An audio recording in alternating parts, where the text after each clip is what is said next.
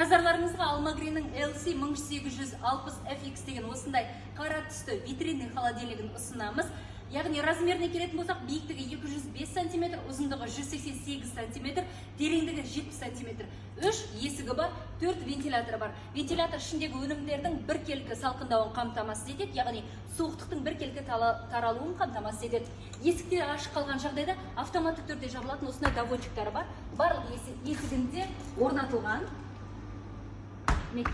Және де ішінде металдан жасалынған, сапалы металдан жасалынған 4 полкасы бар. Біз қосымша ішіне мынандай полкаларды салдық. Бұл сіздердің сусындықтарыңыздың ретті біркелкі тұруын қамтамасыз етеді.